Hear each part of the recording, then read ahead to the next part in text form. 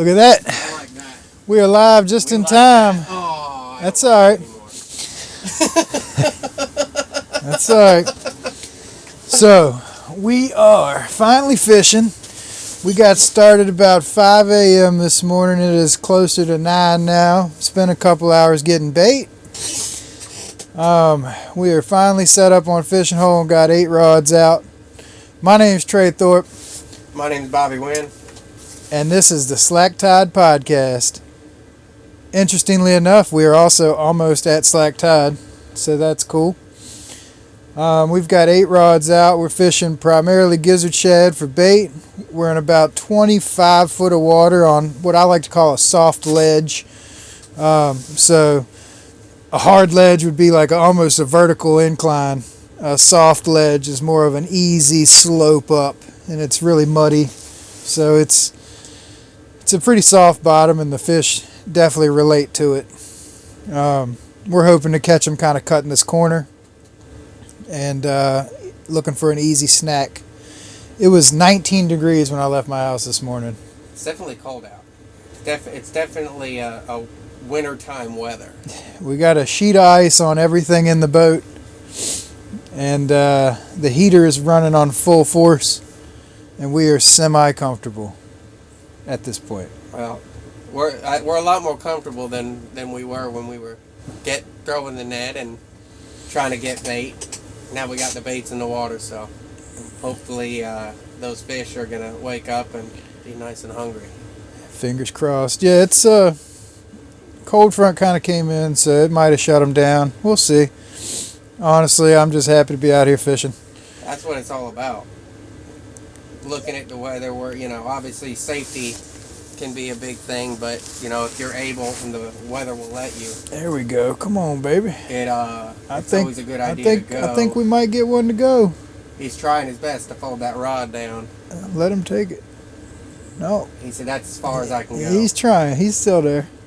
He's going to turn around and just be an absolute. That's what I like to see right there. A little double action. I like that one on the left there. Go ahead and have that recorded. Maybe we'll get some B-roll too. Oh, is he gonna? He might do it. As soon as I say that, Well, like I said, the cool thing is we are almost at slack tide, and with the tidal river, slack tide means the tide is not going in and it's not going out. It is right in between tides.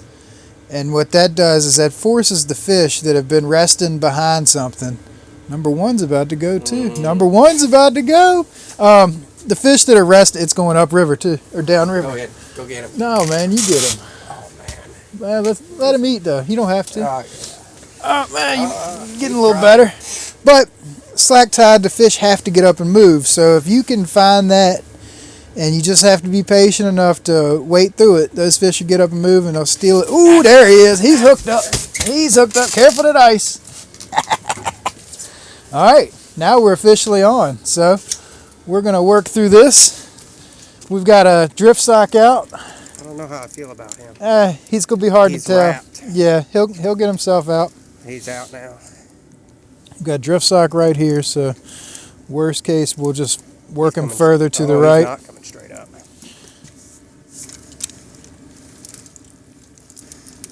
Yep, you should be able to go under this one now. Oh, he's heavier than I thought he was. Yeah, he might have just gotten a drift sock too, but we'll figure it out.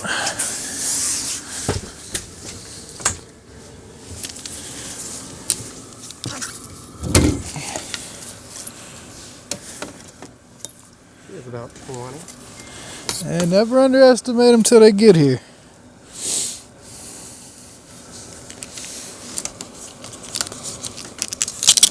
There he is. He's almost on the money. You were close. There you go. Good icebreaker. That's pun intended. Good fish. Yes, sir. It's a solid fish. 22 pounds probably. Give or take. He's definitely not big enough to put on a scale or care about. We're bad in my boat. We don't even usually put them on a scale till they at least 60. These fish up here will fool you too. We spoke about it earlier. Yeah, they're so strong though. They spend their whole lives fighting this current. that block of rags. They're thick. Yeah, I like to think of our fish as like bodybuilders. Yeah. They, well, not like the pretty bodybuilders, but Like the power lifters. Yeah, just the world's strongest man type situation. Because these might not guys, be the tallest, but because these guys definitely, they're short and stocky, and they do the thing. that was a fun little takedown right Yeah, this little ledge is awesome. All right. Yeah. Please don't hurt me. Don't you want gloves?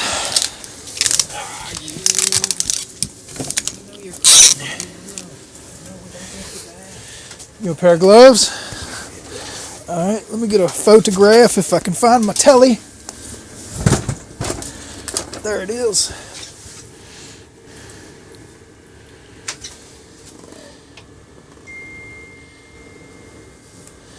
All right. Try to stand. Let's get a little more sun on you. All right.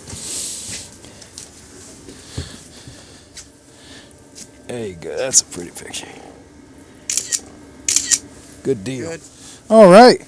Now we're going to, like always, send it back. This is the part they don't like. I appreciate you. Thank you for playing. And they gone. All right. Good start, sir. I appreciate it. Let's get another bait out. Well, that might be a little difficult right now. Ha! Because I put the camera on the cooler.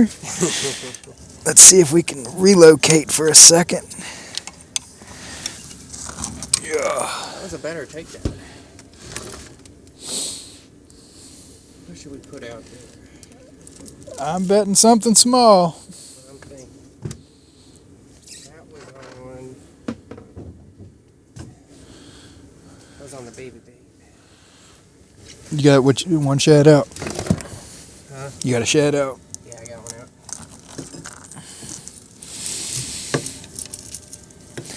So the cooler is a sheet of ice, and I am securing the camera to the cooler with a bungee wrap. You gotta do what you gotta do. I just don't want it to leave. Oh, hello. That's the head.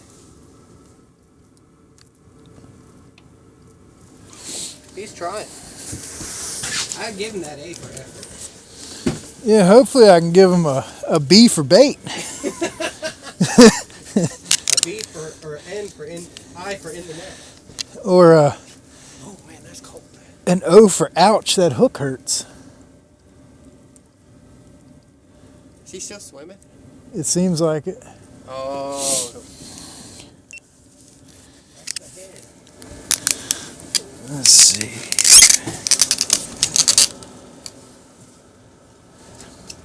I got another head piece right here. Well, he's on. Get him!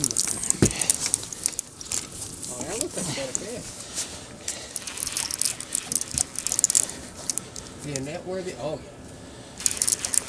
I don't even feel like I've caught up with him yet. You haven't.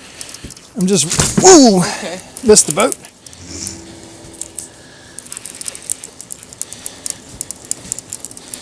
Yeah, I'm just reeling. Nothing's really, like it's coming in, but. I don't think he knows he's in. Right. This could be. It could be a dink, but we did have a good headpiece on there. It's always exciting. Small baits, I'm a fan of small baits here, but it is exciting to watch a big bait get hit. Doesn't always mean it's going to be a big fish, but My favorite is when you put those really jumbo, there he is. Yeah, it's twinsies. it is. It might be the same fish. He just swam back in, was like, I'm going to get some more of that. Same side. Right on. Look Well, at that. that's a couple in the boat real quick. Can't be mad at that. Not at all.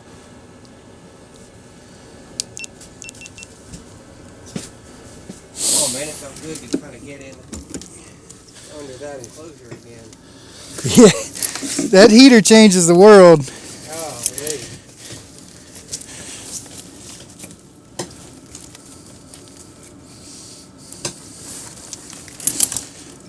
Oh, he got a little split whisker too.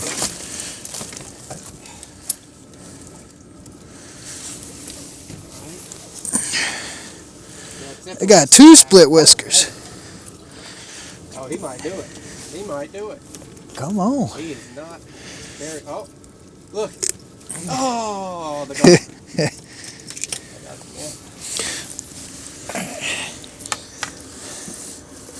Just watch the camera. All right. That's number 2 for the day. In a quick fashion.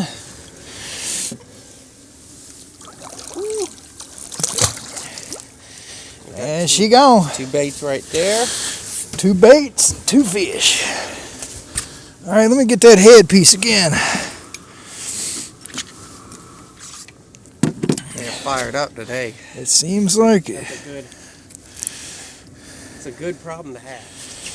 I'll be happy to run out of bait today. It's going to be a challenge because we got plenty of it. He's still trying at that number 3 rod.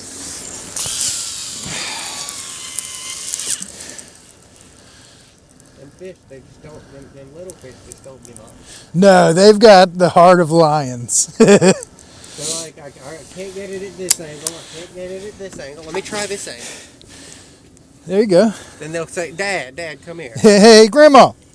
Grandma, come check this thing out. That's what we really want. Want them big old grannies. Oh, here's a good bait.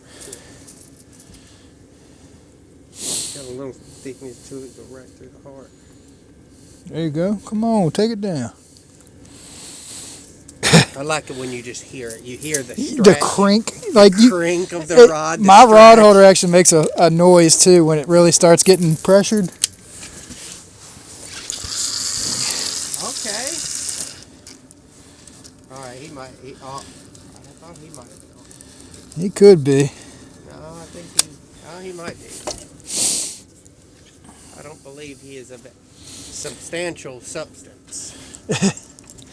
There is not a lot of mass to him.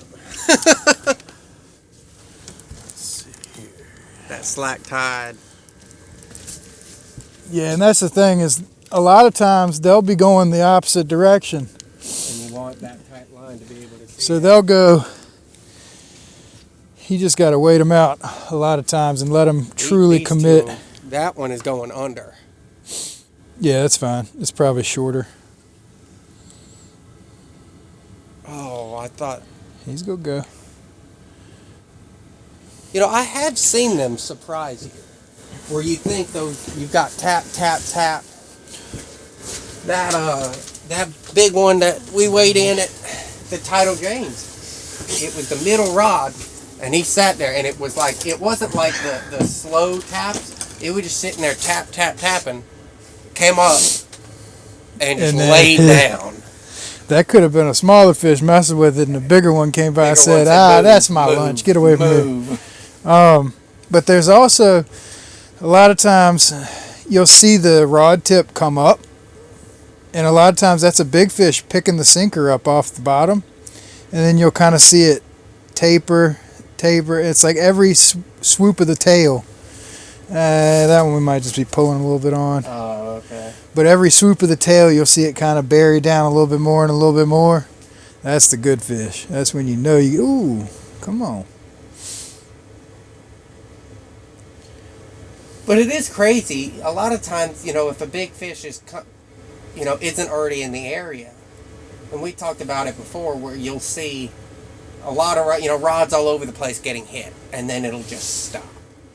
And then one of the rods will just slowly go down. But I wonder, do you think that would change if the big fish is already in the area? I think that the little fish understand they are on the menu too. Okay. So they go eat when they can, but when a true giant comes around, they go tuck away and let him do whatever they want to do. And then come on back down and eat. Now, what about if you're finding a lot of small fish, then move. I hear a lot of people with that mentality, and is there some truth to it? It feels like it. I always feel like the bigger fish are going to kind of stay with the bigger fish, and like I said, the small fish know they're on the menu, so they're not going to really want to be around the bigger fish, Right? If they don't have to be. That's a good one. Come on, he's there. This is. I mean, That's going to be a fun one. He might honestly be on there. Yeah, and that's the thing with the tide doing what it's doing. Until they genuinely decide to leave, we're gonna wait them out. Oh God, yeah. Well, and you mentioned it. Slack tide is a ooh, I like that too. Slack tide is great because if you get like tidal waters where somewhere where when the current is strong, it's really ripping. Those fish, are gonna, most of the time either be in the channel traveling or on the current break. Yep. But the slack tide almost allows them to act like they do in a lake and just kind of have easy, free range to be able to go feed or move or whatever that case is. It gives them a few minutes of time to get their stuff together and relocate, reposition behind a piece of structure that's a new current break for them when the tide turns. Yeah, it really is I think the key. Now, do you think tidal water, this river being tidal water, for example, you get somewhere like the Tennessee River, which, you could get technical and say eventually it goes through so-and-so and turns into the ocean, but somewhere where, true tidal water, do you think that makes it harder or easier to understand or learn a body of water? It's weird because I've always said we've got the best fishermen in the country that fish this river, and we can go anywhere else in the country and catch these fish. Right. But I think it's that way because with the tidal aspect of it, we get so many different scenarios and so many different looks and different currents. Like there's so many different variables that we have to account for. Whereas in a regular river that only flows the same direction every time, those fish are going to be sitting behind that piece of structure the same way every time. Right. When the tide changes or it's slacking or it's moving a little bit this way and it's not going as hard as it normally is, those fish might stage up differently. They might go to different locations relative to the piece of structure they're holding on. I just feel like it takes a lot more. There's a lot more questioning and there's a lot more. You have to make decisions as the conditions are changing. It does give you an advantage, I think, when we go anywhere else. Because I've always told anybody that fishes with, there he is, he's on there, get him. Nah, get him. He's still there, but let me go ahead and get this out of the way real quick.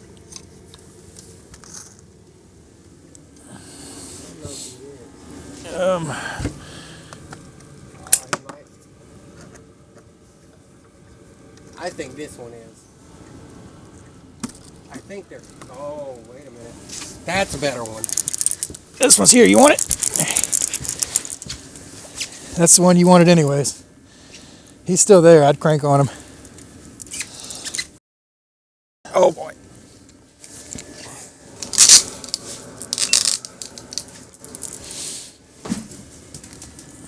Yeah, heavier.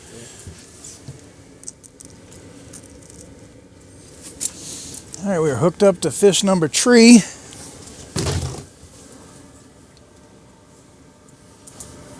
Probably around the same size if I had to guess.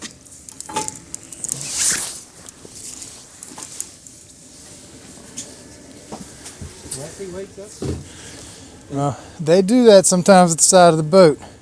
he's just kind of swimming with me, right? Well, and you're not fighting any current right now, too, so that'll throw you off. He's in that line, no worries. That'll throw you off, too, because you're used to fighting a fish and current. He's coming right up. Okay, he's a little bigger. A little bigger. Yeah, we've upgraded. 25. It might be 30. Get him in the net and we'll clean up this here mess. That is definitely a mess and a half right there. Oh, he is in that grip spot too. Alright. So this might be the one you wanted. It nets a little deeper than you expect sometimes. 30? Yeah, he's 30 plus for sure. They're so fat here. It's.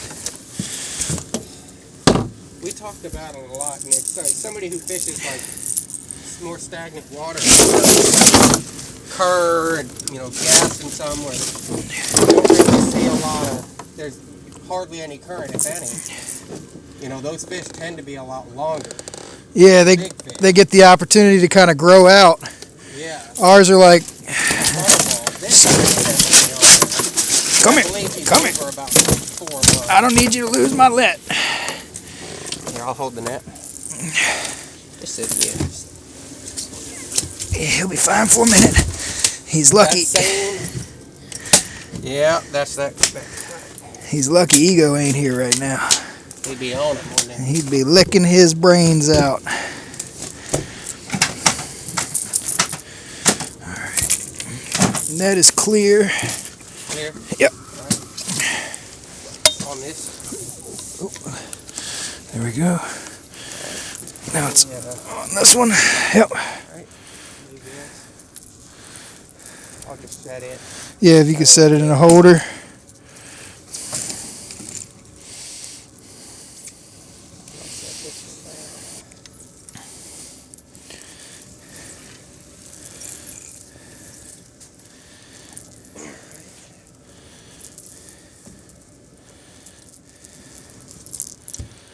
Pretty steady action. So far, so good.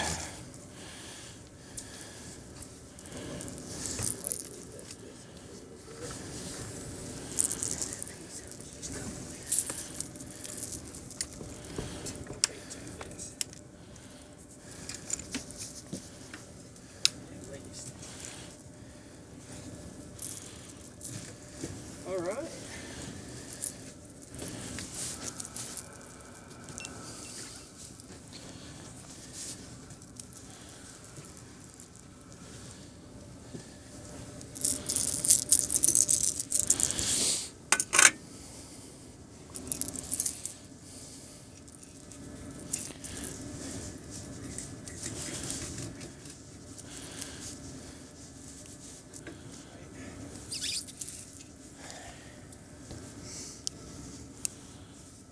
This thing done pulled the bait all the way through the hook.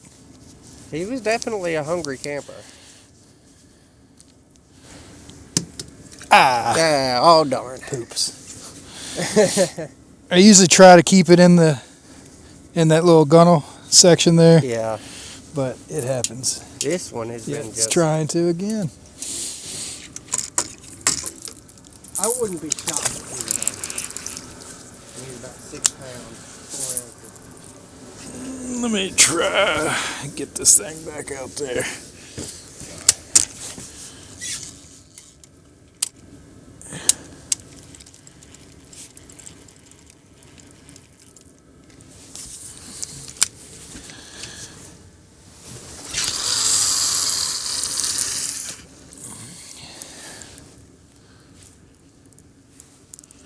All right.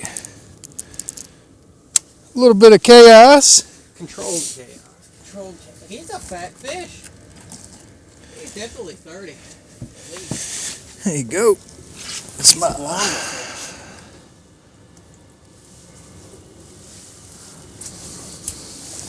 Oh, man. That's a good one, Bobby. You want a picture? Let me get a picture. It's a good fish. All right. Hop up on that ledge if you can. All right.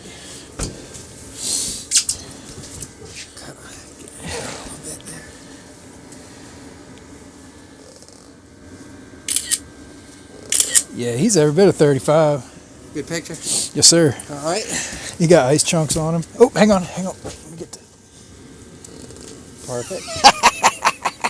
Good giving us the fun time all day. That's a good luck charm, man. That's right. Back he goes.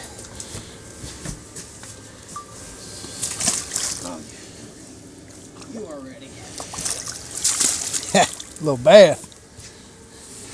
Down to the depths they go. All right. It's been an active sit. Ain't been doing much sitting yet. No, that's a good problem to have. It's always fun when you can come out and start hitting them right off the bat. It's definitely a fun time. Where'd it go? Look, number 4 again, or 5.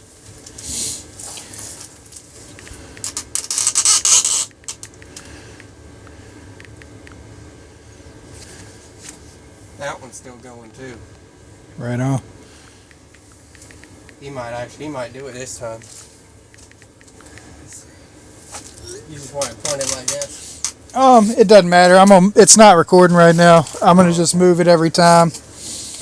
I don't have it set on that cool setting. No? No, I'm only using the GoPro, and the camera phone is like B-roll. Yeah. So just stuff to kind of fill in between us chit-chatting. Yeah. So what got you into fishing? Oh man. You know, I've asked my parents that question before, because I don't remember a time where You didn't fish? yeah, and my parents were showing me, 6 months old, the only toy I'd play with in the bathtub was little magnetic fish. So my first birthday cake was a fishing cake. So Nice. I think my dad used to take me bass fishing, bluegill fishing in the ponds around the house growing up, and I think it was just something that I enjoyed doing growing up. And you get started small, and Yeah. you just kind of always chasing the next best thing, the next biggest thing. And I wish that was a fish right there on that rod right there. But Yeah, we were shifting pretty hard at this point. I think we might turn back here. But yeah, I just think, it's the chase. It's, there's days you go out and you're struggling, and No day is the same, right? no. And I think it's a lot less about the days that the triumphant days that, the big one does get in the boat, or, that's a... I'll catch this one. Yeah. Maybe. He's been on there. He's trying to tell us, like... He's like, I wanted to leave a long time ago. I've been on here for the past... Uh-oh. That didn't sound ideal, did it? He was like rolled up in it or something. He rolled out. He's probably rolling in the other line. Yeah. I'm a boat flip this dink. He's been on here for the past 42 minutes. There ain't no green in this fish. No. Oh, he's definitely wrapped up with something else. Or is that... Wrapped up in this line. Here you go. Hang on to this rod. I'm going to just flip him in. I don't think he's wrapped up in the line so much as the line itself is wrapped up. Yeah. There you go. That's what I'm talking about. He barely fit that bait in his mouth, though. That hook almost didn't get him. Really? As long as he been on there? Oh, man, it's just wrapped in itself. Yeah. Yeah, pretty fish. Got a lot of action. I love that. Yeah, Rick and I always make the comment, you don't learn anything when you're winning. No. You don't learn anything when everything goes right. When you can't do no wrong, you don't even know what you're doing right. Exactly. Well, and everybody talks about, everybody's got the one that got away story, or multiple. No, I don't. No? Well, I do. I'm kidding. I've got all of the ones that got away. Right. But I think it's those that keep you coming back, because especially the ones you don't see, the ones, and they're still down there. Yeah. Like if it's a big fish and he comes off for whatever reason, and it's just that true trophy, you're just like, man, that fish is still down there. The only I need way that redemption on those big ones that you never see that you lose, the way me and Rick determined it, it's like, hey, that was a 3-foot gar. If you never see it, you can make it easier on yourself. Yeah. If you do see it, those are the ones that truly burn. Yeah. We had an 80+ one time roll out of the net at the side of the boat in heavy current. It was just, we were very early on in our catfishing career, so we hadn't learned a few of the tricks. That taught us a few tricks, though. That's the thing, is when you fail and you take note and you learn of it, you learn what made you fail, or what made you successful. And that helps you move on. Do you keep a fishing journal? I used to. I kind of keep them on my notes. I keep track of the days that, when you are successful, I do note those days. I know the conditions leading up to those days, fresh, everything like that. Yeah. And, I think when, I look at it from that standpoint, because, as much as, we fish, it's a lot easier when you're notating the successful days, so you can kind of look at patterns and what you did that day, where, what you were looking for fishing that day, where those fish came from, and stuff like that, and you can at least get a starting point. I mean, every day is different, even if you get the exact same condition. I think, there is a lot of luck involved, as much as these fish move, especially in current. Oh, yeah. I think in lakes, I feel like can be tougher. And I've always said bugs is one of the hardest bodies of water to fish. I agree there. It's tough because those big fish are in there. But it's a big body of water, there's no current, and every area of that lake fishes differently. What's that saying? 90% of the fish are in 10% of the water? That's 90% of the fishermen fish 10% of the water. That's true too. But I think, the people that really do catch a lot of big fish up there, your Tim King, Dale, Christian even. Yeah, Christian knows that body of water, so does Zach. Roy. Oh, yeah. A lot of those guys aren't, they might look in some of those community holes or those areas where everybody fishes, but, they will expand to those different areas of the lake, to that deeper water, to, places where a lot of people don't want to make that run. Mm-hmm. And I think if the more people expand and get out of their comfort zone, especially on fun fishing days, it's easy to just fish what you know, and if that doesn't work, then it's easy to just say the fish aren't biting. Yeah, no, they're biting somewhere. Exactly. Tournament fishing has taught us a lot too, whereas you can be having the best day of your life, somebody out there is having a better day. Exactly. And you could be having the worst day of your life, and somebody's out there having the best day. Exactly. So it's just the fish are biting somewhere. You're either not in the right place, you're not holding your mouth right, or you're doing something that needs some adjustment. And there's definitely days where there's slower bites, or you get 2 or 3 bites the day, and if you capitalize on all of them, it could be a great day. Right. If you miss a bite, or if you foul hook, you break a hook off, you have any type of actual failure, that could ruin your whole day. Oh yeah. And we've mentioned the ones that got away, and a lot of times, especially if that fish that got away, that big one, it's big, it's rip and drag, it's digging, it's taking you all over, you see boils and bubbles. And you get me excited. It was the big, you know what I mean? You get all that kind of stuff, and then that fish comes off, especially if it's on a day where you're not getting a lot of bites, or maybe you put 0 or 1 fish in the boat and it was 5 pounds, and you've been out there all day battling. It can really just kind of, if you let it really be the finishing touch, because you feel like that was your one chance. And I mean, I had an experience out here recently, where we were out here, and man, we struggled. We were getting the little bites, your 3-4 pounders. We weren't getting any big ones, and we were out there all day. We got there at 5 a.m. again, and we hadn't put a fish over 7 pounds in the boat all day. And then I lost a real big, it was getting late, last spot, big carp head in the channel, about that big. Got folded, rip and drag. And I got it in my hand, I fought it to the boat, and he made a dart under the boat, and while pulling drag, that hook came out.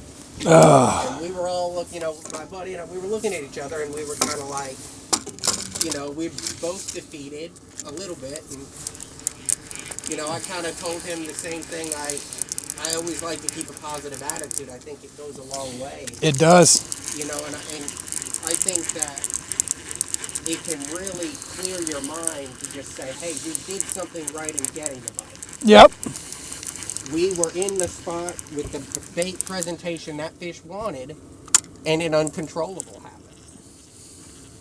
And I think that, and then, about 10 minutes later, we doubled up on a 65 and a 40.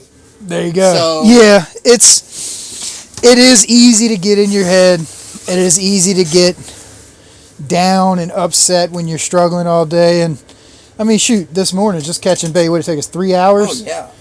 3 hours in 19-degree weather. Every piece of part of our body was frozen, slipping and sliding on ice. Everything you touch was just it is an exhausting. Everybody thinks catfishing is for lazy dudes, and yeah, when we get on the hole, we get to relax a little bit. But to get here, Yeah. you spend more effort, than an average bass fisherman just to get to fishing. Yeah, when they run, when a bass fisherman runs out of bait, they make a phone call or place an order, and Well, bait gets they delivered probably to just their- open their tackle box Right. and tie something else on, I guess. But and it's nothing against it, but I do think you brought up a good point. Catfishing can be lazy if you want to sit in like a farm pond that's got some channel cats in it and get a thing of night crawlers or some chicken liver. You might be working way harder than you want to with that setup. Right. You end up burning up a bunch of channels, just filling the. Yeah. You're too tired to fish then. Yeah, but I mean, I think in that sense, I mean, you could say, the same thing. It's just like you can sit out there on a pier and do that. But if, you want to chase something bigger, these big blues and these big rivers, the time, the effort, not only to catch the bait, but the time spent, as you know as a guide, I'm sure, the time spent finding areas and finding these patterns, staying on the fish, and really just learning the body of water itself. Yeah. There's a lot that goes into it, and you do that with any kind of competitive fishing. But when you add the aspect of you've got to pattern the bait to catch the bait, it's just the extra step. Well, and the cool thing about that, though, if you think about it, if you've got the bait figured out, you've already got half the battle for the big fish. Right. Because they're going to be not far from that bait. So, right on. Yeah. We love that. I don't know what that just did. It might have been on. It might have just cut off. It might have ran out of battery already. It is a GoPro. As cold as it is, it might have. Yeah. But, I was asking about the journal because I definitely was pretty adamant about keeping one when we first started coming out here, and it helped us so much. Another thing that a lot of people don't understand, though, is just posting to Facebook when you go out fishing gives you a date. You kind of have pictures to reference the conditions. I've got a really selective memory.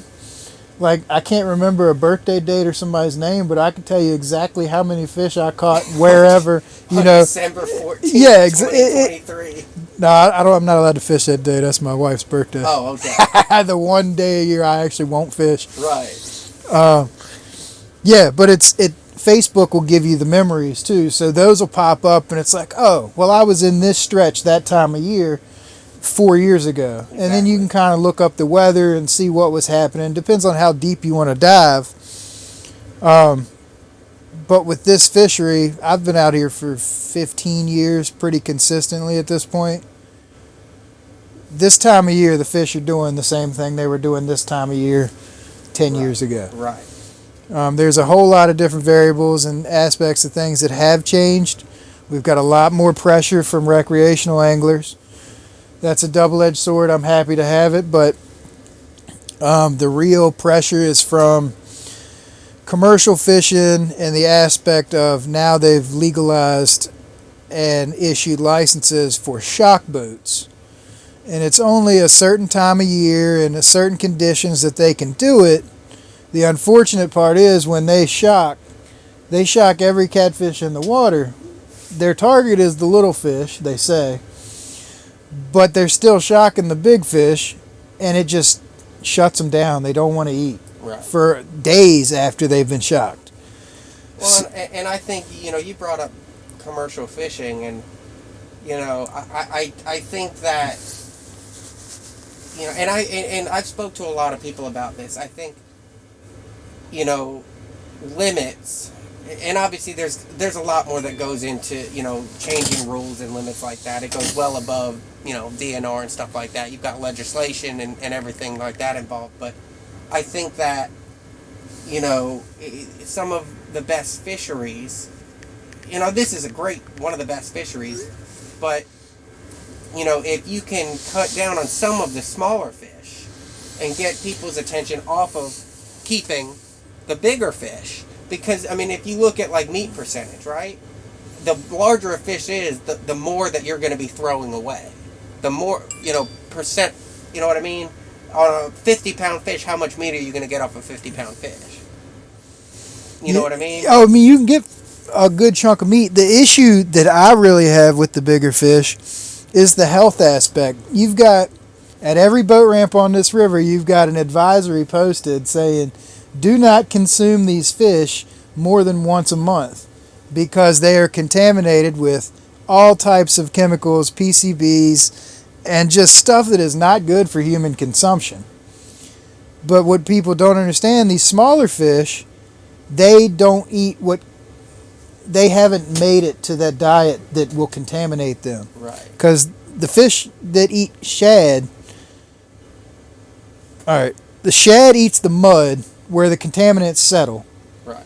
The fish that are like 15 to 20 pounds and above are the ones that eat shad on a daily consistent basis. Right. Those fish are going to be the ones mostly contaminated with all of the stuff you don't want to consume. So the fish 24 inches and below, they really have more of an omnivore diet. They're scavengers. They're eating shellfish. They're eating crabs. They're eating mussels. They're eating vegetation, smaller bait fish. They're eating everything they can get in their mouths at that point. Right. And then once the fish really convert, about the time they hit 15, 20 pounds, it's basically an all-fish diet. Yeah. And way less scavenger. But those are the fish, unfortunately, that will have most of the contamination now because of their diet. Yeah. So you can fill up a cooler every single day with these smaller fish, and you're going to be helping the population because it's taking less competition for, it's taking away some of the competition for food. And you're going to be able to put food on your table, and the trophies are still going to be able to swim and get a little bigger. Oh, yeah. Well, and a lot of people don't realize how long it takes for these trophy fish to reach trophy sizes. And for them to make it to that point, what they've had to go through, to make it to that point. And I think that, there's enough, we've got a lot of respect for these big fish and admiration, and we want them for future generations. We want the genes in there. That's a big one. Oh, yeah. Big fish genes. A lot of people don't realize how much, genetics has a factor in the maximum size that a fish, will get. Well, and then the quality of the breeding. They will lay millions of eggs versus the smaller fish that when they're first starting to spawn, they're not going to have the same result. They're going to have way less eggs. Number 4 might go. I think it's swimming up. Oh, that's going to be a good That's good. There he is. Oh, that's a good. Oh, no. He did it. Oh, no. He might have plucked the bait on that one. He might be coming to us, too. Hang on, let me get this one out your way. Let me get this one out of your way. Ooh, didn't want to get it that high.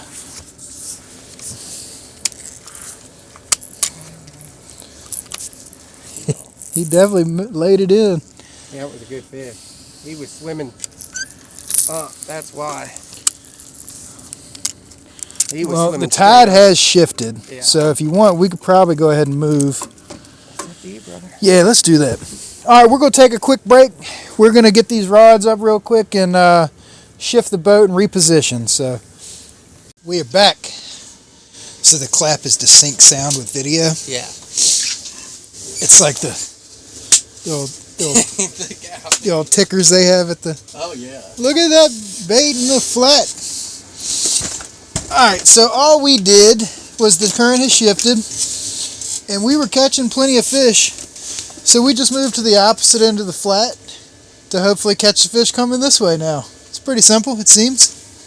If it works. I like it. If it works, we'll seem like geniuses. Yeah. If it doesn't, we get to stare at the sun for a couple hours for nothing. That's right. It's never a bad problem. Yeah. The sun is better than clouds when it's 19 degrees out. Oh God, yeah. It's definitely warmed up some. Oh yeah. The ice is starting to turn into water. We like that.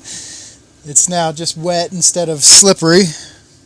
It's a little bit of both.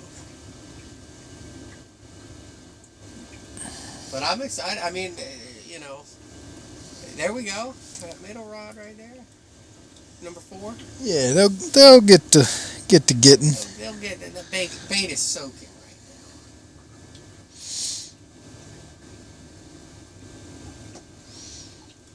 now. Hey, and a lot of times when you're not getting the taps all the time, could mean there's a big fish in the area.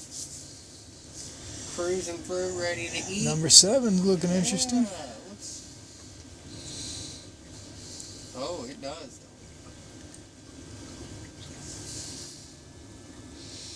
I can't tell if that's the boat moving or... It's probably a little bit of both.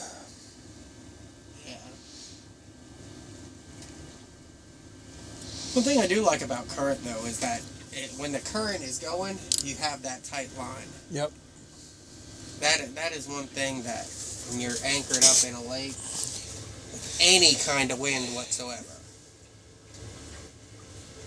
Because there's a lot that can happen when your line is just super slack. If you get one that runs at the boat, you won't know it. And the hook can come out, Well, usually in lakes, if you're not drifting, that's that mullet head that just got you're hit. usually fishing with your rods in neutral with the clickers on, right? Or is that... I run tight. Okay. I run tight. I also run tight normally, but I do my best not to fish lakes, man. I tell everybody if I don't have current, I don't know how to fish. When we went down to Wheeler that one time, Wheeler's in Alabama, right? Yep. Yeah, when we went down to Wheeler, that was my concern was, I'm nervous about not having any current. And well, the weather and everything, they had been getting a bunch of rain, so they were dumping an astronomical amount of water from Guntersville into Wheeler. We had like 6.5, 7 mile an hour current, which is more than we have here most times. So man, I was like, this is good to go. We put in at Decatur and drove up way upriver, almost back to Guntersville Dam. But I found this little section of river the day before when we were pre-fishing, and I wanted to get back to that. And basically, it gave me an opportunity to isolate the whole river. Yeah. It ended up being a little cut off of the main river, but when we got into it, we started at the top. Kind of worked our way down current the whole day. But what that did for us was we stayed in our scent trail the whole day. And the little creek I had isolated, it was loaded. It was loaded with fish and it was loaded with our bait. Nobody could, a fish was not going to swim past us without sniffing something. Right. So we felt good, man. We went in and just stuck to the plan. Speaking of bait, how do you feel? I mean, obviously, ideally, you get kind of, fresh bait is key, but, if I catch bait, we'll say I'm fishing bugs, and bait is extremely tough. Mm-hmm. And a lot of people do, and they come up here, set a gill, and they catch bait. Yep. How important do you think it is, or how much of a difference do you think it makes, I guess you could say, when you get bait from the body of water that you're fishing versus if you kind of, bring it from a different body of water? It definitely, I'm going to assume it smells different. When we went to Wheeler that time, we stopped here and got a cooler full of gizzard shad because I wasn't going to drive, that far and not have an idea of where or how I could get bait in the boat for the tournament. So, a lot of it has to do with keeping it fresh. You don't want to freeze it, but you don't want it to, you don't want it to spoil. So you got to keep it on ice and you got to keep it just as tight in the cooler as you can and just packed in there. But at the same time, if I know people that have caught, some bluegills or brim or whatever and brought them here from their home pond and they come here to fish with them, right, and they don't catch nothing. So, what is your favorite bait? Obviously, time of year can be different, but overall, if you could only fish with one bait, the rest of tried and true is gizzard shad here. yeah. Don't get me wrong, in the warmer months, perch tend to work a little better. But gizzard shad are here 24 hours a day, 7 days a week, 365 days a year. Right. So you got to ask yourself, do you want to eat steak or chicken? And if you want to eat steak, are you going to eat steak every single day of the year? Yeah. Probably not. It gets expensive. A little effort. But chicken is that cheap yard bird that's always around, it's always here, and it ain't ever bad. Right. So I like to think of gizzard shad as the chicken of the river. Right. I like that. I mean, now brim. Do you ever use brim? Not here. Not here. It's just, they're harder to come by. You got to go up into creeks or up into the barge pits, and you got to really put in some effort to catch them. And Right. It's way easier and more efficient to just get some gizzard shad and go on about it. Now, what size hooks do you run? We've got 10-aught reapers from Hooker's Terminal Tackle. I like it. I think those are great. Yeah, there's been a fish on that rod. Yeah, number 5 here, or 6 here, it's probably got a fish that dragged it out into the deep. So I'm just moving this one a little further away from it to let it figure out what it wants to do. Right. Eventually, it might hammer down and be on. That's ideal. It would be. James Arwood from Hooker's Terminal Tackle started sponsoring us years ago. He was officially our first ever actual sponsor, and quality gear, awesome customer service, and he's a down to earth, legit human. You know what I mean? Yeah. Like it's refreshing, and he cares about his people, and he cares about his products. So. Oh yeah, and he does a lot for the community. Oh yeah. Community too. Oh yeah. If there's ever something, a raffle or a tournament, he's always. He's always, like I said, always supported me personally, but he's also stepped up for the Title James Club for the last 2 years. He's been the Youth Angler Award sponsor, and that's it's huge. Keeps kids fishing, gets them into fishing, and keeps them from doing dumb stuff. I agree. Like that was every time I got in trouble in life, or every time things just weren't going right, I'd always find myself going fishing. Right. Like, I could have not fished in 2 years. Life just ain't working out. Well, let me go ahead and just go fish for a little bit, figure some things out. Right. And then eventually you get smart enough to where you don't stop going fishing. It's That's like, right. now I just need to fish every day, and I'll never have any problems. That's right. That's right. I think that would be Yeah, number 7's getting a little love. thought it might go down there for a second. No, but you're right, and I think,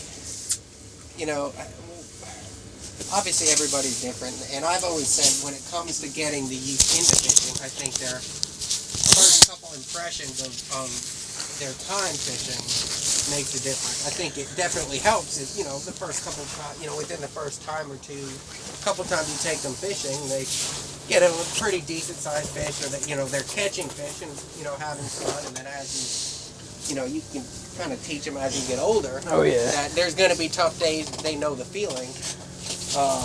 But I think that the youth, they're the future. They're the future anglers, and Number 8. I definitely think that. Well, the trick with kids is to make sure they never get bored.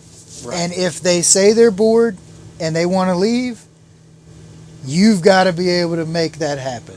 Right. And for the first few years of my daughter's life, there was not a possibility of her being like, Daddy, I'm bored, let's leave. Well, tough.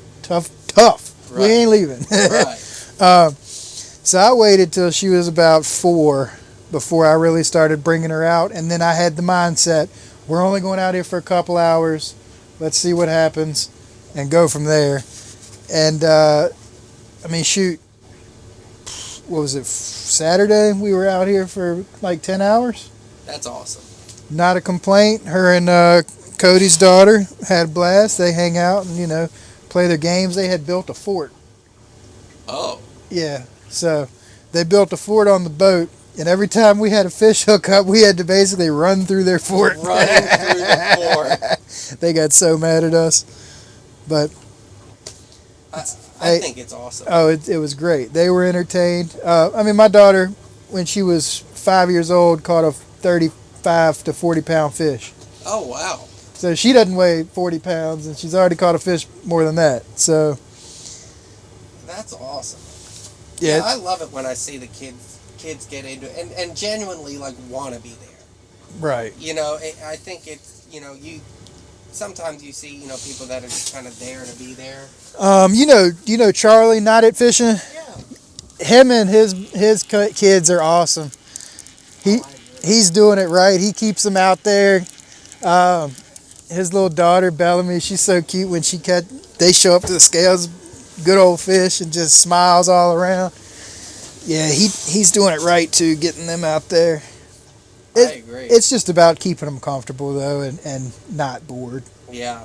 Well, and that's tough because, you know, especially starting out, you know, you kind of want to show them what it feels like to, you know, the thrill of catching the fish, but, you know, at some point you also have to kind of set the expectation of, you know, it's not always going to be catching fish, and it's called fishing, not catching. Right. And that's a hard concept, I feel like, to a lot of kids. You know, when I volunteered at Camp Carefree, you know, they've got a pond there, you know, some bluegill, some bass in there. You know, and you know, as much as it's easy, especially in the summertime, you know, they go down there, we go down there with bait worms and, you know, burn them up. Yeah, and I'll go down there and, you know, scout out the beds and, you know, find the fish, but it's not always all sunshine and roses. And, you know, you see a lot of them down there, and you know, if they haven't caught a fish in the first 15 seconds, I'm bored, I want to do a different activity. And, you know, exactly to your point, you know, a lot of times you got to be like, you know, sometimes then I'll grab the rod, I'll put it in the exact spot I want it to be at, and I'll hook a fish, and I'll catch it right there in front of me. Be like, all you gotta do is try. And I'm saying, you know, the fish are here, you've just got to be patient. How much do you want to catch a fish? If you just want somebody to do it for you, then I'm not going to be that person for you. I'll catch it for me. I will help you, but you have to want it. You know, I want you to want to do it. I don't want you to just be here as another activity. I want you to get excited to do it. And a lot of the, you know, once you kind of get them in that mindset, and, you know, especially that first one they catch on their own, and, you know, that stays with them. That stays with them. In the years I've come back, you know, it's one of my favorite things to hear is, you know, when the kids are checking in and they run up, I can't wait to go fishing this year. You remember the fish I caught last year? Like, that shows me, like, that's a lasting impact. Like, they're excited to go fish. Yep. They want to be out there, and they understand, you know, you're not going to get it every time, but I'm excited to go try. Yep. I think that's the big thing, is you want them to get excited to go try, not to just catch the fish. Oh, yeah.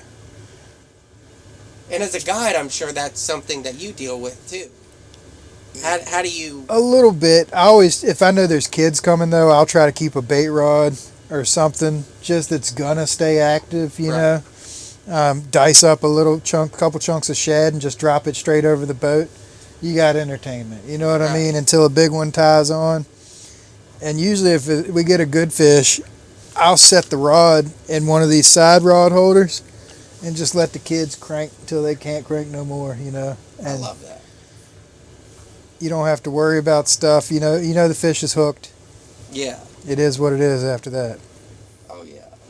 Now, as a guide, and I've asked this question to a couple of guides, have you ever had that moment where you know a client is hooked up to an absolute unit, and you want so bad to be like, no, you're going to lose it, and then that fish comes off? Do you ever just kind of step in and you're like, this is a different fish, like, let me help you or guide you, or is it just kind of like...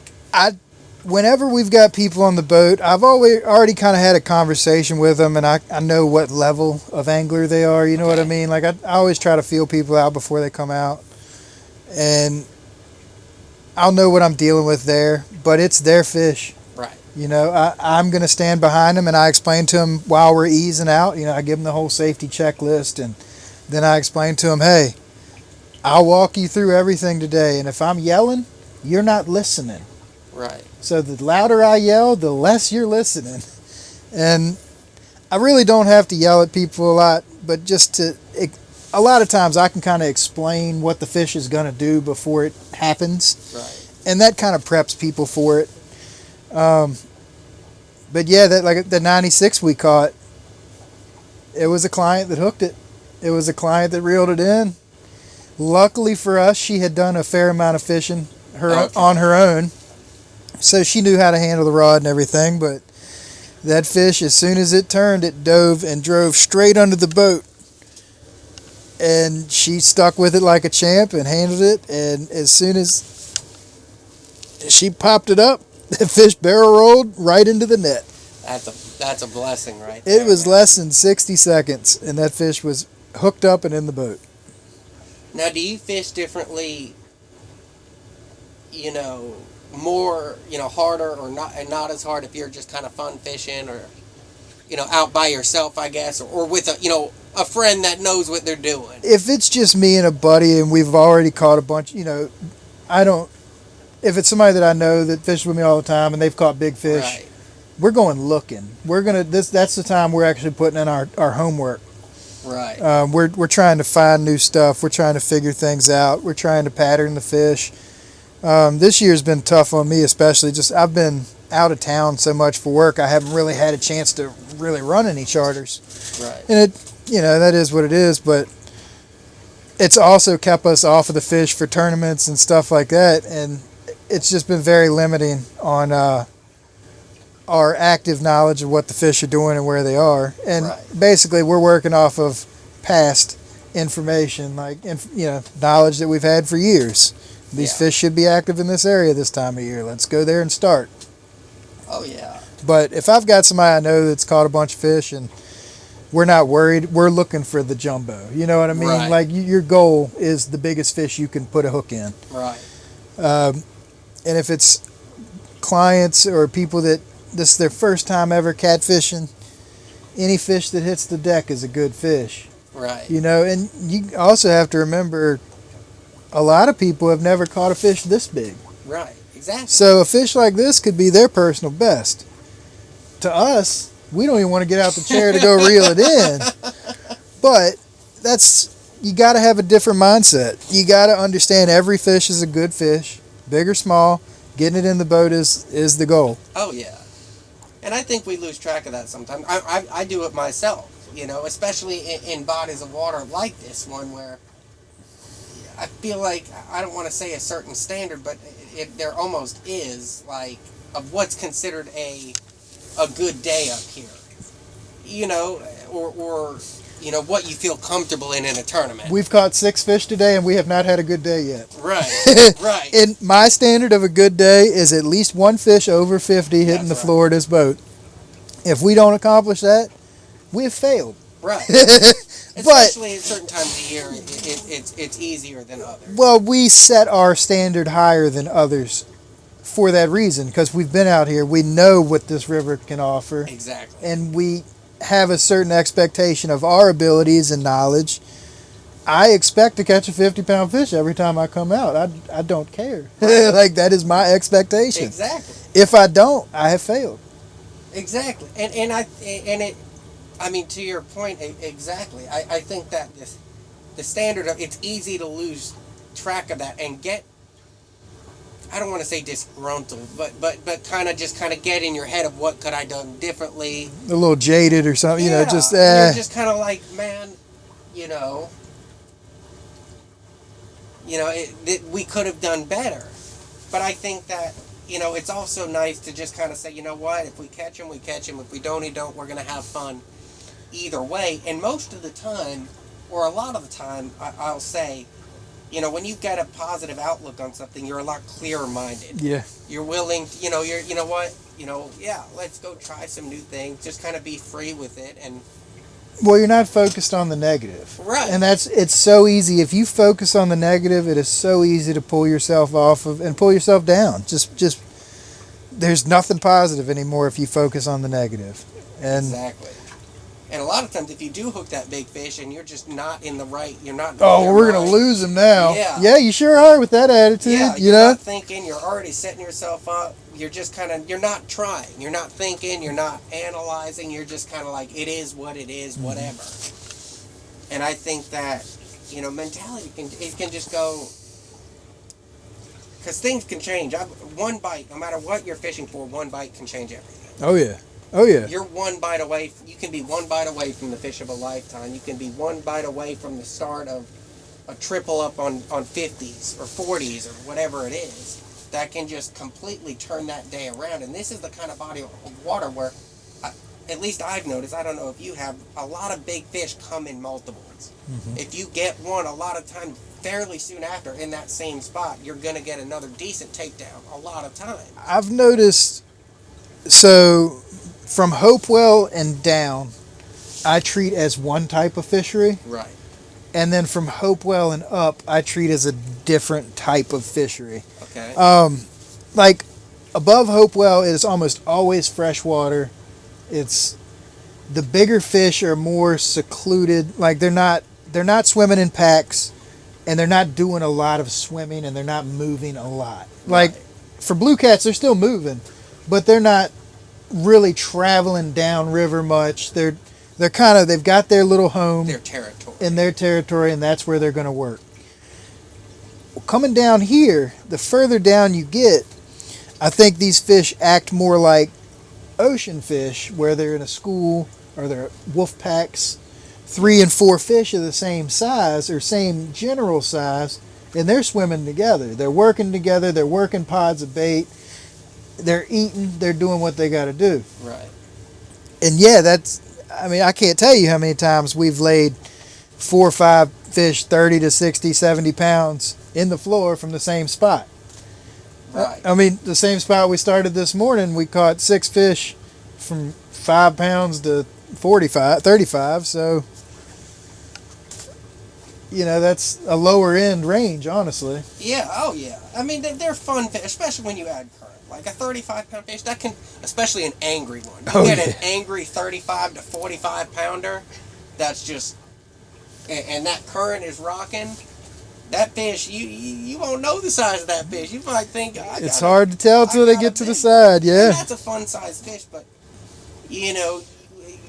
I think that there is that certain standard, like we both said, when you come out here, especially in the wintertime. I love wintertime fishing, especially out here. It's produced some of the best days of fishing I've ever had, catfishing anywhere. Oh yeah. But I also think, kind of the balance of, every day is different.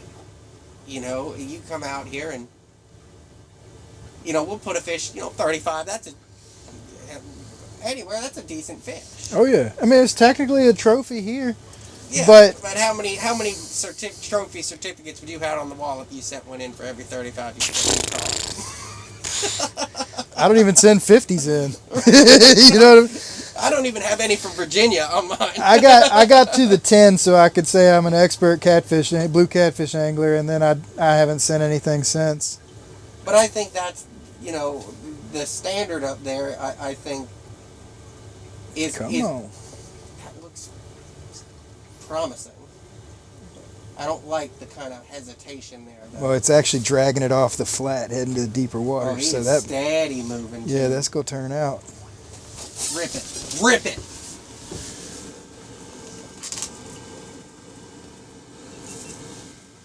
Oh, he might do it. Oh, he's going to. The question is, how hard is that rod gonna be? But he is steady moving. He's running. He's going to the channel.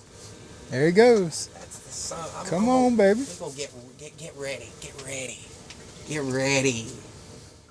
I like that. He's got not a care in the world right now. Oh, I didn't like that. No, he's still there. He just realized he had a weight behind him. It's like, what was that? Yeah. Oh, come on, fold it more. Grow. Get bigger. Grow. I know that's not as that's as hard as you can. You want me to reel him in? Go ahead. You don't want to catch the dinks. Look. Oh, he spit it. Gar. Yep, 3-foot gar. 3-foot gar.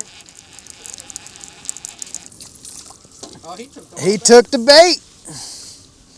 That's the only downside to that little cut, is it doesn't have that flap of skin to kind of hold. Oh, I put it through both. Okay, yeah, but you see, like I could have hooked this one and did it wrong. No. But you see how the little strip in the center? Yeah. Sometimes that is an adverse effect to it. Let's see. I'll just put this one back in this. It's something.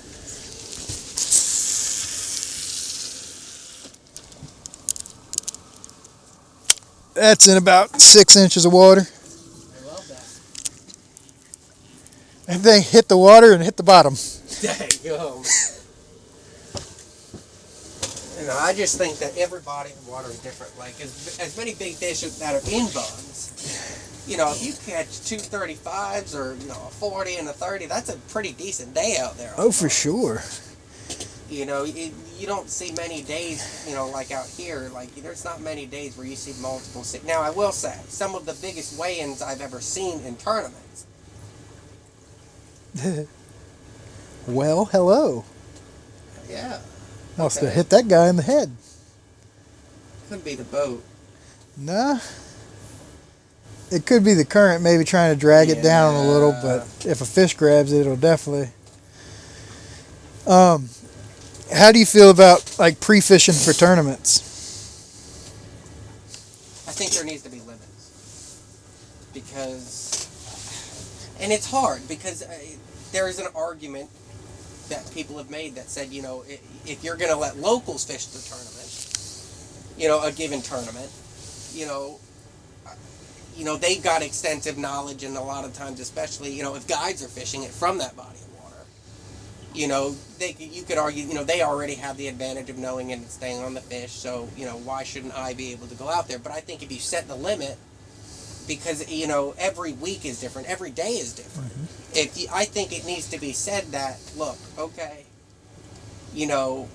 whatever it is, you can do 1 or 2 days. There needs to be some kind of limit where everybody can have at least some sort of a fair advantage of, I'm not going to come down here for a week and get on a pattern. Yeah. And, there's not a lot of people that can take off that whole week. I think, but to an extent, I think it's a double-edged sword. I think it's a topic that I think there needs to be some sort of limit. But I think that there's an argument for both sides, but I definitely agree with some sort of limit. So, because we host King of the James as well as the Title James, and King of the James is a big thing, and one of the draws is the ability to come here and fish this fishery for a week. Right. A lot of people will take off and come pre-fish this place for a week plus, just kind of trying to pattern the fish and figure things out, which I get it. But here's my hesitation.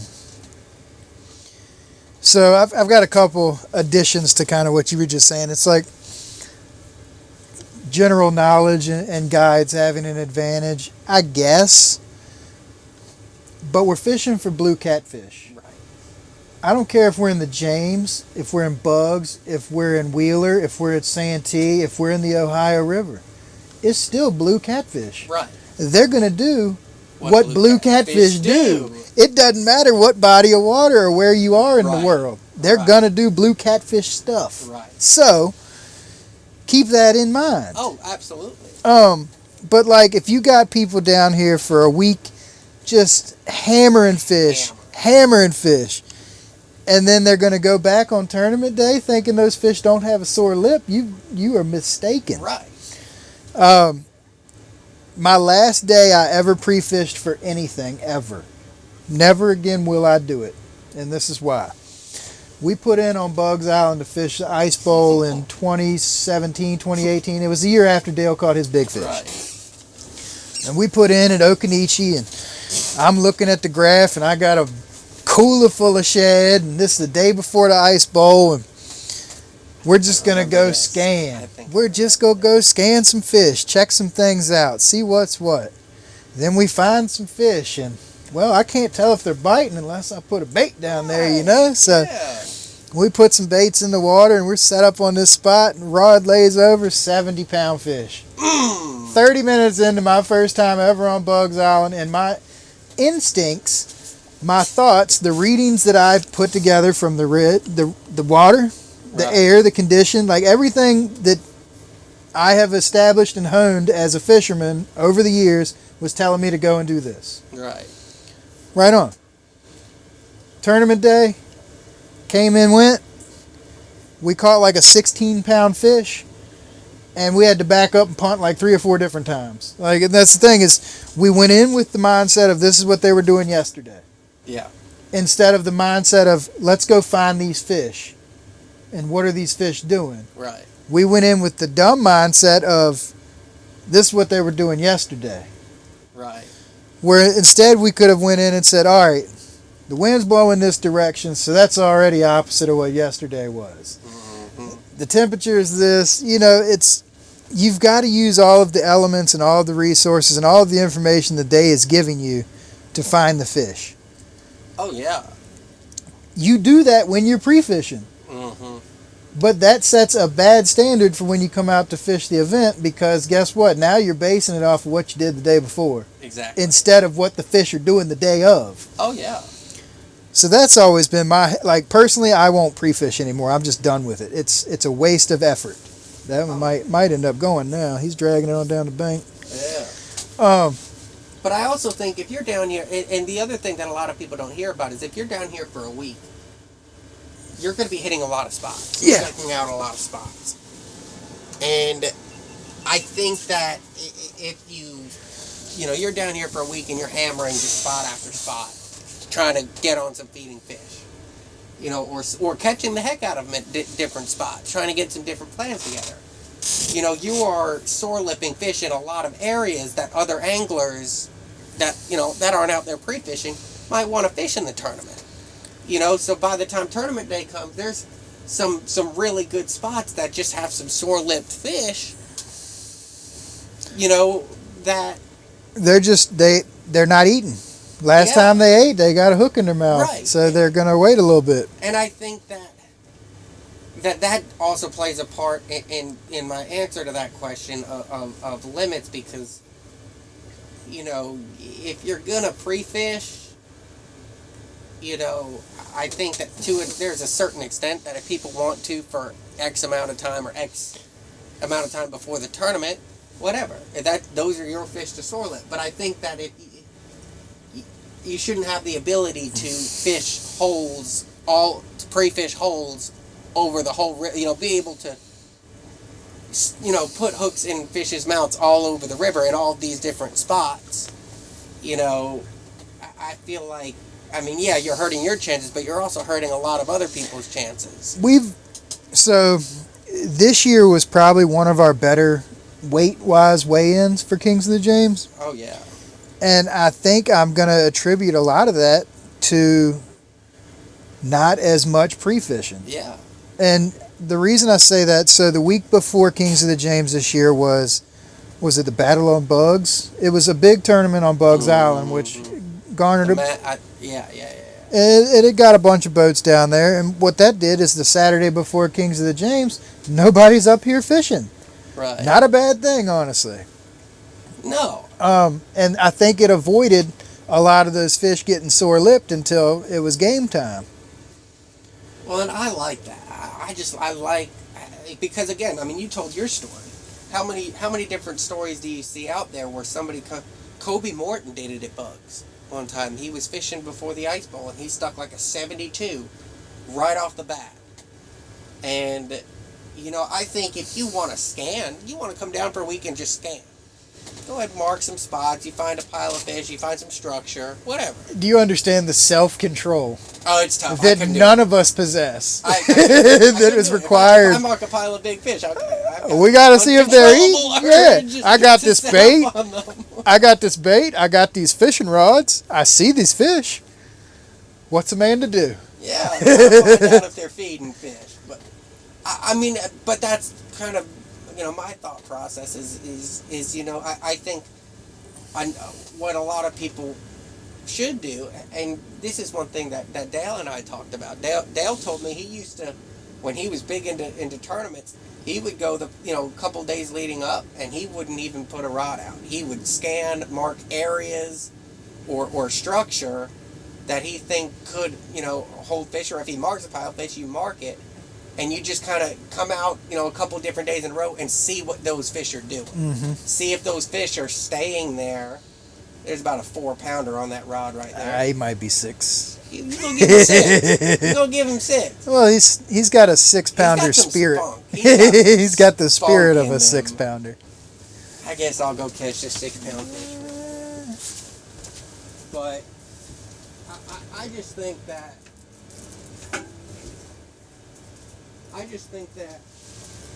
Oh, there we go. Did he pop off?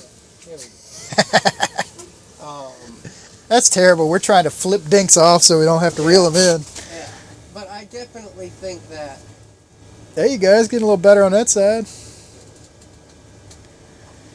It's a double-edged sword, but my thoughts behind it were always, as a tournament director, I'm trying to get people from all over the country to come fish this fishery. Right. And if you've never fished here and you're driving from Texas or Ohio or Pennsylvania, you're gonna come days or you would take a whole week of vacation, drive down here and fish. Right. But it's a bucket list fishery, so that's part of it. People from all over the country want to fish here, and if that's their only chance that they see, now I've got 5 days to fish instead of just 2. Right. Which was also a reason why we did a 2-day tournament instead of a 1. Yeah. 1, because you get more days to fish, and 2, it takes a lot to be the man at the end of 2 days out here. Yeah. Because that's the thing. Out here, there's a lot of good fish, and anybody that puts a hook in the water could stick a good one. Oh, yeah. Or 2. I think the guys that were sitting in first place this past year, they had 130, 140 pounds day Kenny. 1. No, Kenny was in second. Oh, he come in second? Yeah, he was either in second or third coming in day 1. Yeah. Roy and his partner, they're Catfish Blast, I think is the name of their team on the Title James thing. And they came in with a couple of jumbos. But their second day, they just couldn't get on any real good fish, and it dropped them out of the top 5. Oh, yeah. Well, and that's the beauty, you get a 2-day like that, you can't just have that one good day. You've got to show that I can be consistent, and it's not always, you catch one really good fish, you're still not, you stick an 80, you can't be comfortable. Nope. You might get big fish for the tournament, but you might not. Yeah, I mean, 2 days is a lot of time, and you gotta show that consistency. And that was my, even if somebody cheats, and don't get me wrong, we've never had any issues with it. We have a real polygraph, and that dude's pretty official. But even if somebody cheats, you're not going to be able to beat the best anglers in the country 2 days on this river. Right. I don't believe that's a possibility. There's always somebody here catching fish. Oh, yeah. So we decided to set up one more time, a little bit further upriver. We're getting closer to Hopewell now.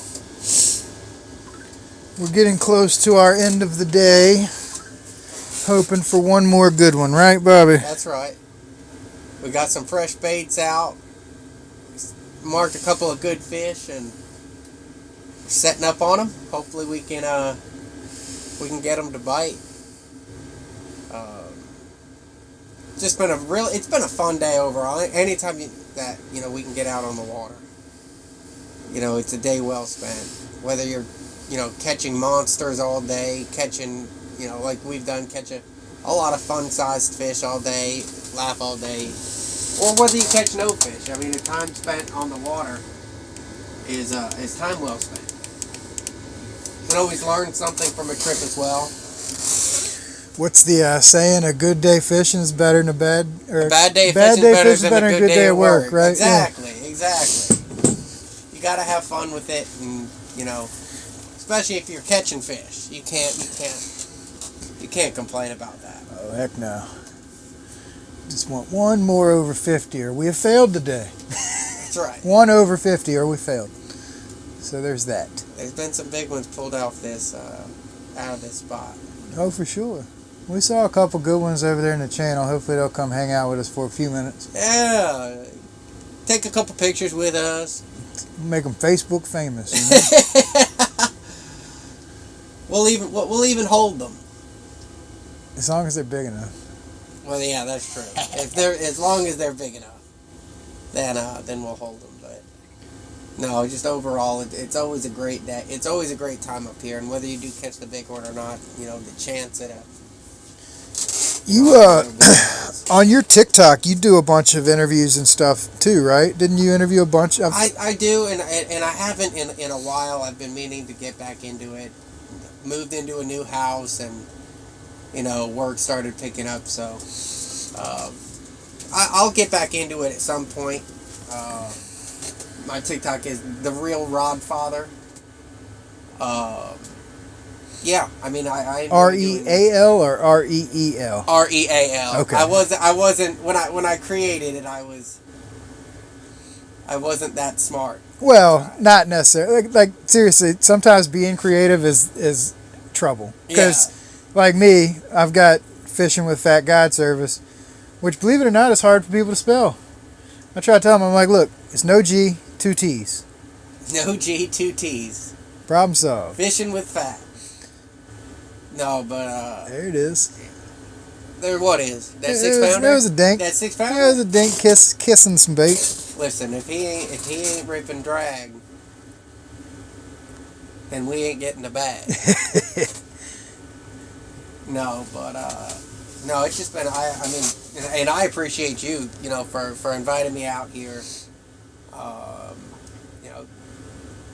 Teaching me things, having me, talking with y'all as well. Well, honestly, you've put in a lot of work over the last couple of years, catching up with you probably have caught a little flack for it, but you've kind of jumped around and fished with a lot of different people. And honestly, I think that's a genius idea because you're learning from a lot of different sources, and then you can take the best that they could offer you and combine it with the best of everybody else has offered. Oh yeah, and that's one thing that I've always tried to do. I want to learn something from everybody that I fish with, from every trip in general, because I think, as conditions change, different fisheries, different styles are more prevalent, and if you can learn something from everybody that you fish with, whether it's, something that they look for, whether it's a rig, whether it's just simple way to cut a bait. Yeah, I mean down to anything, you can learn something from everybody, and when you combine knowledge, it's just like school. A lot of knowledge, book knowledge that we know today came from things that were taught us by different people in school. Yep. And I kind of look at fishing as, in a similar fashion that, I can learn from a lot of people, and, and I have. I mean, there's a very valid reason, why some people say there's an asterisk next to every fish you catch, because it's not on your own boat, it's not on your own time. And there is some validity there. Is it though? I can't argue with the fact that if I jump on somebody else's boat, that it's not the same as me doing it on my own. Right, but I don't do it on my own. Right. And I own my own boat. I run it. Most of the time I am out here by myself. But the trips I really enjoy, I have Rick. And he does all the work. But I mean, I like to see both sides, because I think it also keeps me, it keeps me very, very humble. And I think that's the key is, you've got to understand that, and there's people that have said, look, we respect you as a person, but until you prove yourself in doing it on your own, right now you're just somebody that jumps on boats. And I'm like, I mean, that's a fair point, but also, I like to think that I put in my time. I have Navionics. I do my research. I understand different. Well, you might have jumped on my boat today, but you did all the work. You know what I mean? You pulled the net, you threw the net, you cut the bait. Oh yeah, you're putting in your effort. Like I don't know. I'm not one that generally pries into stuff like that. Yeah. But I also I get it. But at the same time, if somebody's catching fish, good for them. Oh, I don't understand. There's so much underlying and backhanded kind of stuff that happens Oh yeah. It's really weird. Oh yeah. I mean, and at the end of the day, like I'm not out here for a shine or anything like that. I just want to spend a day out on the water with good people, and if the chance presents itself for a big fish, hopefully we get you get it in the boat, and if you get that big fish in the boat, then it's a bonus. But I think what it's all about. It's not about what you did this with this person and this person. I just think, look, if I can spend a day out on the water with somebody and they're generous enough to allow me to jump on the boat and allow me to play my part in the fishing day that day, we can share some laughs, we can share stories, we can share tips and tricks with each other. That's what it's about. So the camaraderie, it's about the time spent on the water, and and I made the post the other day because I was thinking about it. There's a lot of people that, especially that don't have a boat. I have been extremely blessed and thankful for the opportunities that I've had to jump on various people's boats in various different bodies of water and getting those invitations, and for them, to let me learn from them. Beyond thankful for that, There's still a pile of people that don't have boats that sit on the bank and put in their time and grind and stick fish left and right.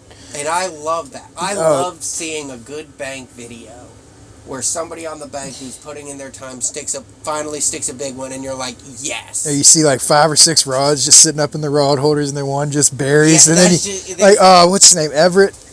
Oh God! Next thing you know, he's coming full speed into the frame, and then just snatching the piss out these fish. Oh, it's so much fun to watch. It is so much fun to watch. It is, and no matter if it's on a boat, a kayak, from the bank, whatever it is, if you're putting the time in. All of them have their own challenges. All of them have their own obstacles. Oh my God. Yeah. But I think overall, as long as you're going out there and you're going out fishing for the right reasons, you're going out, you go out there to have fun and help other people have fun as well. Sure. I think that's really what matters. If you can end the day with a smile, and you can end the day saying, you know what, maybe we didn't catch the biggest fish, but man, we had a blast. We laughed, we shared stories, the camaraderie, and the chance was always there. Yep.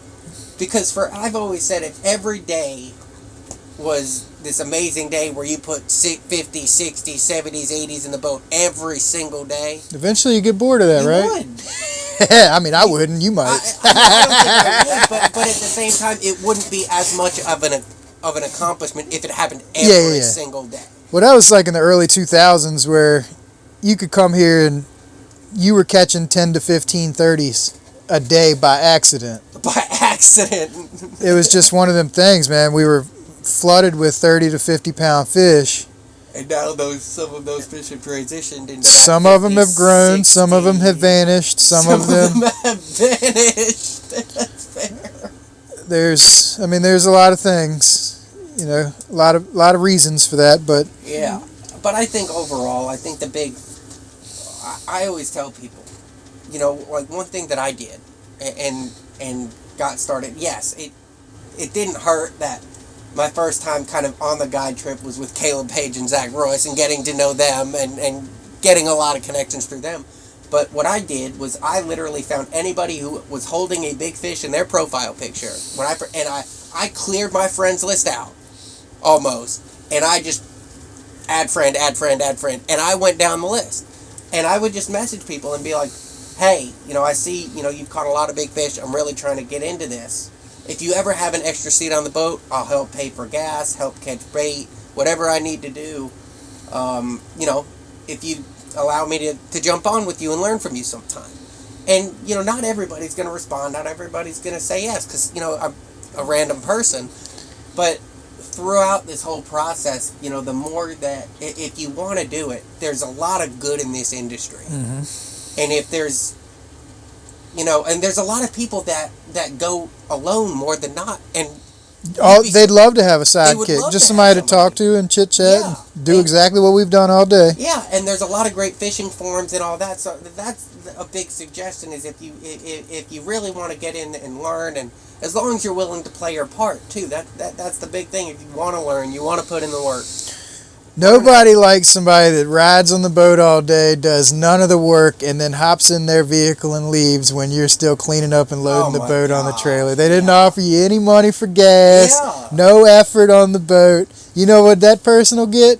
They'll never get another phone call from me. No, and also in doing that, people we talk around the industry. Oh yeah. And especially if somebody I know if somebody random messages me, and I do fish from the bank something, but if I'm taking somebody, normally it's like the shark fishing trip that we take every year. We're all going out there together, but I know, especially this year, there was a lot of, you've done this for a lot longer, and I felt like I was returning the favor. But if somebody reaches out to me that I've never talked to before, and they're like, hey, can I go fishing with you sometime? I'd love to take it, help other people out, but I'm going to ask her out. I'm going to see who your mutual friends are. I'm going to say, hey, you're going to do your research. Yeah. Well, it's also a dangerous game. You don't want to be sitting out on a boat with somebody for 8 hours, 10 hours, then they're a psycho, or they've legit got something going on that's not okay. Yeah, but I think, if there's anybody out there that really does want to get into it, that's what I tell people. There's a couple of people at the bait hole that I go to. When I go catch those gizzard shad, if I'm going to fish bugs or something, obviously don't go there if I'm coming here. But there's people down there, and they're like, I really want to get into catfishing, and you consistently see them out there learning how to throw a net. They're out there grinding with putting rods out when it's cold outside, rain, not ideal conditions, and you can really tell they want to get into it. I tell them all the time, I'm like, utilize social media as your friend. Oh, yeah. Make a post. Don't be afraid to add people, because the worst thing that can happen is that they say no. Right. But there's so much good out there. As if you're a genuine person, you seem like a respectable person, and you genuinely want to learn, there's going to be somebody out there. You post in a forum, there's going to be somebody out there willing to teach you and have you out there on the boat. Yep. And that's one thing. You guys do it as guides, but, Timmy London was big in help. Timmy London and Gerald Wyatt were the first two, non-guides to take me out, on bugs, and, Maybe I'll try to link up with Timmy, get him to take me to bugs. Man, Timmy is just dangerous anywhere he goes. Oh, yeah. He's on them for sure. He's another one of those stand-up dudes, though. You know what I mean? He does it all the time. I've seen him just take, people that are, that haven't had the same opportunities as us, just random people from these fishing forums. Yeah. And he'll take it. I was one of those people. I reached out to him one day, and I was fishing from the bank up there at Bugs Island. And I messaged him because I saw he was Bugs Island bound, and I messaged him. I was like, hey, if you got room for one more, love to jump on.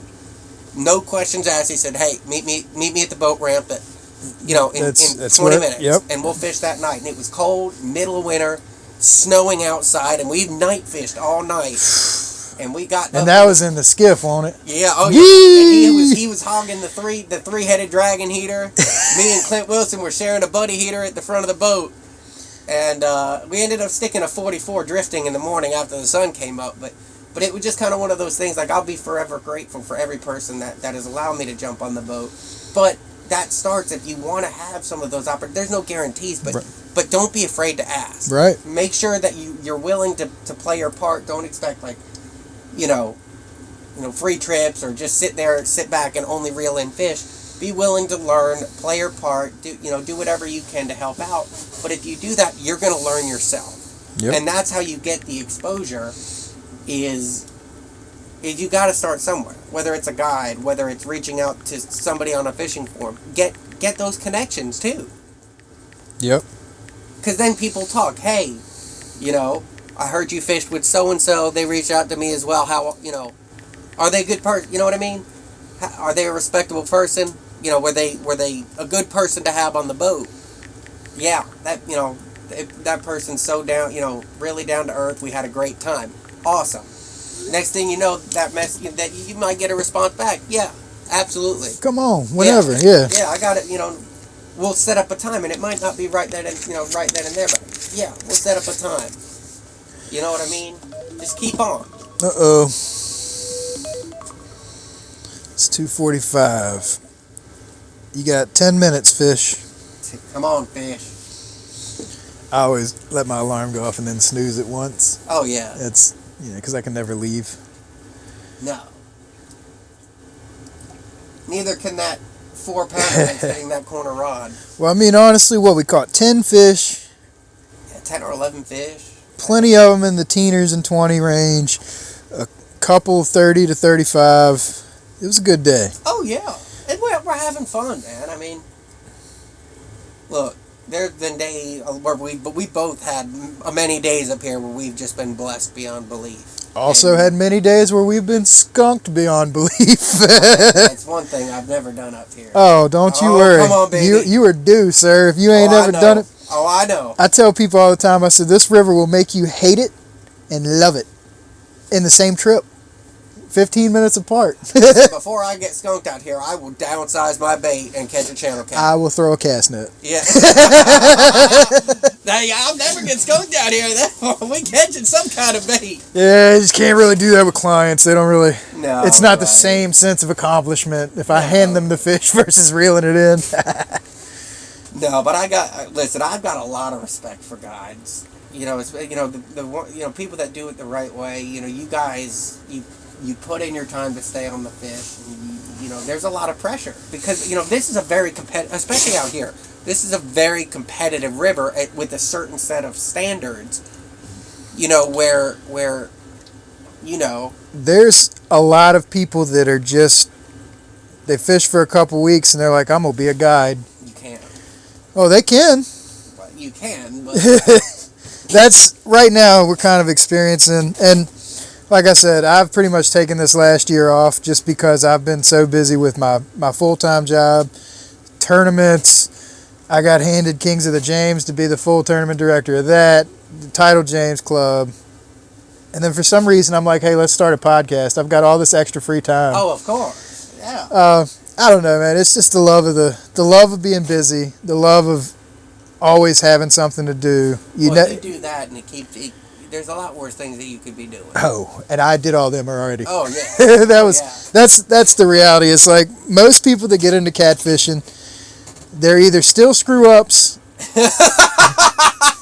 They're either still screw ups or they've been a pretty good screw up for a good chunk of years, and it's time to settle down and figure out life. And honestly, the industry, and you've got either way you can go in this industry. You can definitely end up hanging out with the screw ups, or you can kind of put yourself in a better class of fisherman and a better class of person and hang out with those. Oh yeah. And honestly, I kind of blend on either side, and I'm just happy to be able to kind of tell the stories and hear the tales and be the middleman, if you will, between the wildlings and the normal folk. Oh yeah.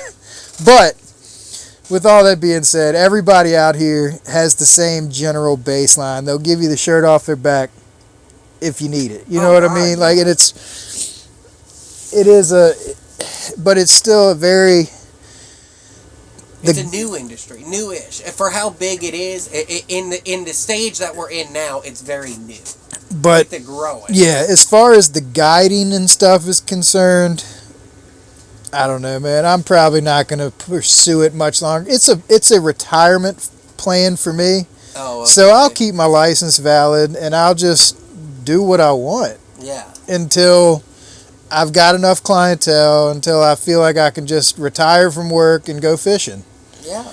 And at that point, if I can book 2-3 trips a week, I'll be in hog heaven in more ways than one. Oh yeah. So it's but one of the main reasons we're doing the podcast and we're trying to, it's people like you, it's people like Caleb, it's people like Tyler Barnes, it's the genuine goodness and wholesome people that are in this industry that makes the community feel like a community. It makes everything feel like the way of the world is actually some hope. Yeah. You know, there's good people still in this world. Every time I hang out with folks like you and them, it reminds me of that. And it just leaves me feeling a little better. You know, you kind of re-energize your batteries. Yeah. Being around good people. And it I just feel the same way about you. And I you know, I remember Derek Wilson and we talk about it all the time. One thing that he always told me, and he's got the story about you, he said, I had never met Trey Thorpe before, and one day I was at deep bottom, I was struggling for bait, and a man walked up to me, having never met me before, and said, hey, you need some bait, and gave me some bait. He said it was a while ago, but he said, I'll never forget that moment, because the man didn't know me, and, you know, he didn't know maybe he didn't know I needed bait, but you know, in that moment, no questions asked. Hey, you need some bait? Like, that's, you know, it's the little things like that, you know, you might not. You want to know something funny? What? I don't even remember that. Yeah. But I always try to make sure if I've got bait and I've got plenty of bait, I want to make sure anybody I see or know on the river that needs bait gets it. Oh, yeah. But it goes a long way, and it can be little acts like that, like I said, that you might not remember, but that can leave that impact, you know, for somebody, you know, that lasts a lifetime. I mean, you know what I mean? You never know. Just being a good person can literally just change somebody's day. For sure. Turn somebody's day. It's so crazy how being a decent person is one kind of a thing of the past, but it's also the thing that can legit change somebody's life. Just a hello, just a hey, how a you handshake, doing? Checking up on yeah. you. And I know I'm terrible about it. Whereas like I've got a good touch of ADHD, but I've got that flavor where if somebody is not in my life every single day, like essentially if you're not my wife, my daughter, or Right. like the 5 people at my company that I work with every day, Right. I probably don't call you. Right. And that's not because I'm not thinking about you or I don't care or anything like that. It's just, it's not even in my brain that you exist in the world. Right. Until you do. And I feel like, and the worst part is like, oh, I haven't talked to my mom in 3 months. So that happens sometimes, and then as soon as you think it, you're like, "Oh, I'm such a terrible person. I haven't done." And then you beat yourself up so bad you don't call her because now you're all in your feelings about it. It's an awful thing to deal with, and it's even harder to actually explain to people that it happens. Oh man, it happens. But with all that being said, the world is so crazy and so busy. Just having a good attitude, having a good energy, and way about you makes everything so much easier and better. Oh yeah, and just I mean being able to share like out here. I'm not gonna say, but pretty raw footage of just like this is the reality of how a trip should go. Now maybe could there be some bigger fishing to say it's a perfect day on the water? You could say that, but the reality of it is just sharing laughs, sharing stories, having a good time. That's the reality of how, at the minimum, every day should be on the water. Catching fish or not, just being able to have a good time out there, stay positive, stay smiling, and realize that there's a whole lot worse things that you could be doing out there than spending time on the water with good company. Or even if you're not with good company, just spending a day out on the water doing what you love to do. I've told a lot of, my wife's really big into church, and I'm not a huge church goer, but this is my church. Yeah. I make my peace with God out here. We talk a whole lot more out here than I would in a church building that I didn't want to be in. Said it best. I'd rather be on the lake with my mind on God than a church with my mind on fishing. There you go. Yep. But I just think that's what it's all about, man. Well, 5 seconds left. Fish, you got 5, 4, 3, 2, 1. Maybe that. Is he gonna go? Is he gonna go? That would be something. It happens more times than you can count, man. You're standing up to leave, and we always reel them up super slow at the end of the day and stuff too. Make sure weights, everything's off. All right, well that's our time today. We're gonna call it. Had a great day. 10 fish. Thank you, Bobby Wynn, for coming and fishing with me. Man, thank y'all for tuning in and watching. I don't know which number episode this one's going to end up, but I think it's going to be a good one. Thank y'all for watching. Like always, try to be positive, have a good attitude, and catch the fever, ladies and gents. Like and subscribe to the channel, by the way. Yeah, definitely like and subscribe. I'm terrible at this. I didn't even call to action. Like, subscribe, share, all the good stuff. Either way. Let us know who you want to see him have on next. Definitely, Let him know in yeah. the comments. I've got a laundry list of bucket list people I want to invite and talk with, and I feel like if I get half of them, the other half will sign on at the end. So, fingers crossed. We appreciate y'all's support. Y'all's watching us. Y'all have a wonderful afternoon, evening, day, morning, whatever time y'all are watching this. Catch the fever, ladies and gents.